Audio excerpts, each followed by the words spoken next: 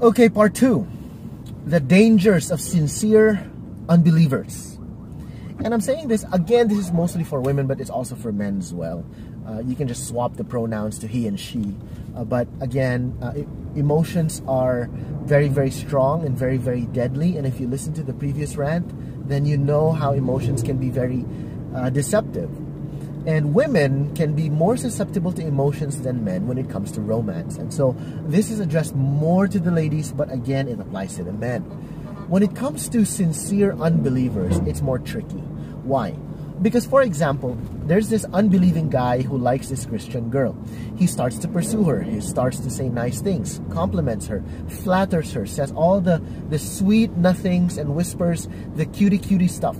And girls get to, you know, their emotions start to play. Their hearts start to flutter. They start to feel kilig. They start to feel the romantic vibes in the air. And what happens? They start to enjoy the ego boosts. And here's the problem. A lot of girls will say, I'm not really affected, but you are.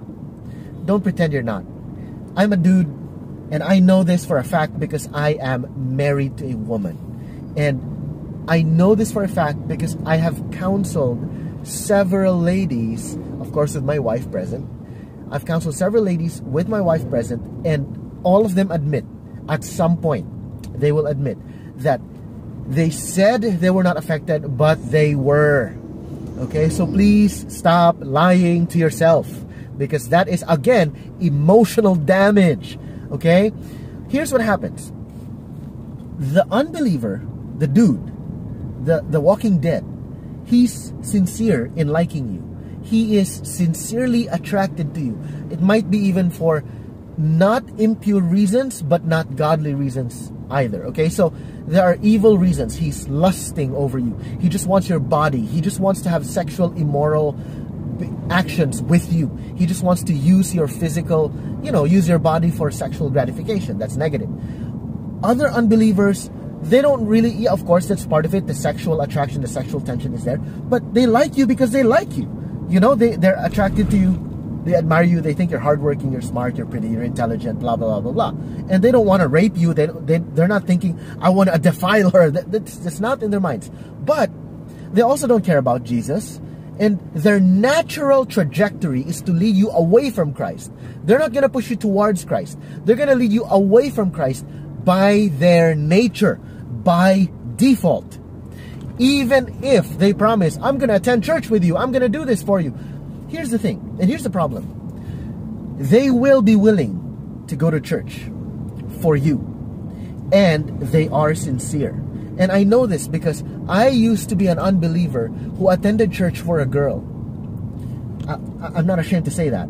The reason why I first started attending church was because of a girl. So, as an unbeliever during that time, in my mind, isn't that what a good boyfriend or potential boyfriend does to support the girl's interests?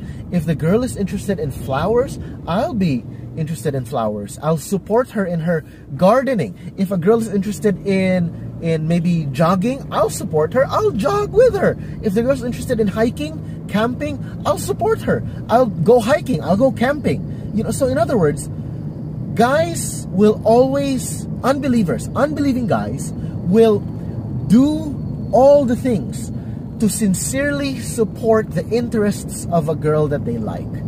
And that is not them thinking, I'm gonna do this to be deceptive. I'm gonna do this to get her. You know, that's not really it. It's not like, like that's not how we think. Unbelieving guys are thinking, I'm sincere.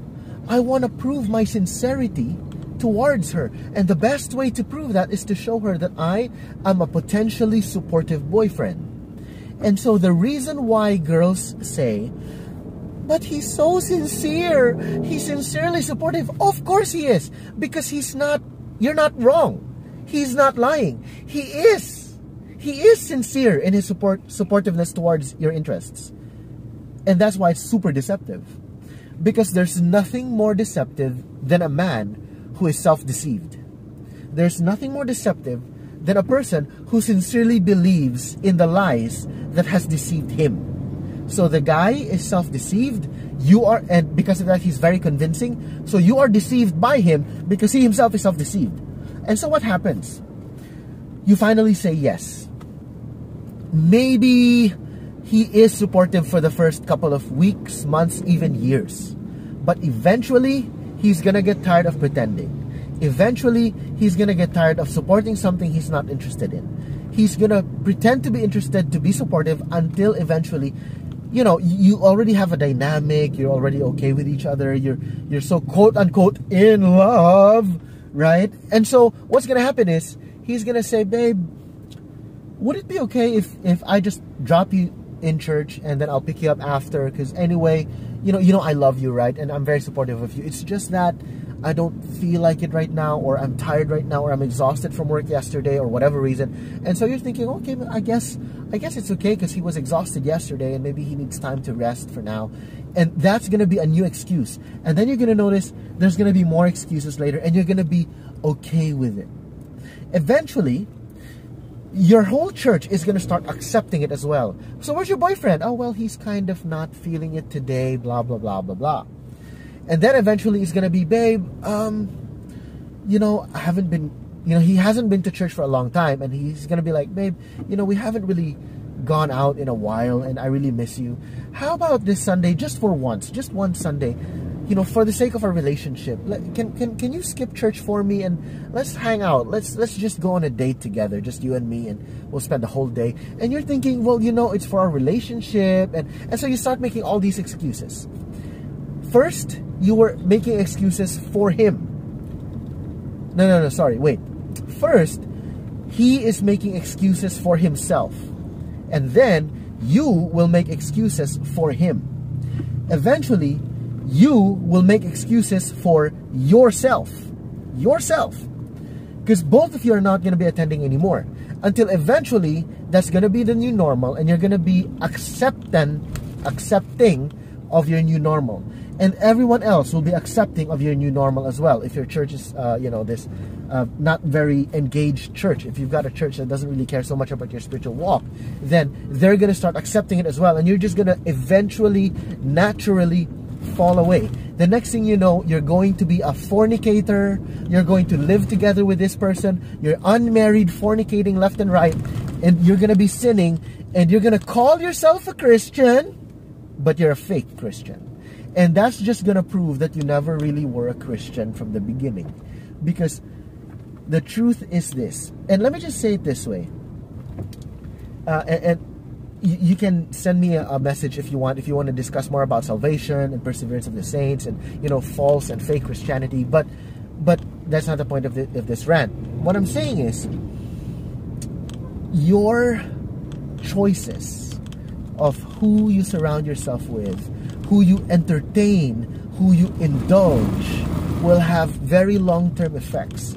And all of that, all of the fornication, the fake faith, and you sleeping together, having sexual immorality, lifestyles, and all of that, all began with what? All began with private chats, saying hi, hello, good morning, sweet dreams, how's your day? It all began there. All because you said, I'm not really affected. You know, it's really nothing. It doesn't mean anything to me. But the emotional attraction was there, which led to emotional and spiritual damage, right? That is the danger. And it all began with one thing: the deadly sincerity of unbelievers. That is the big problem. Unbelievers are sincere because that is what they sincerely believe supportive boyfriends should do. And it's the same with sincere, unbelieving girls. As a warning to Christian guys. I hope this was helpful. The next rant, I'm going to talk about the solution to this. God bless you guys.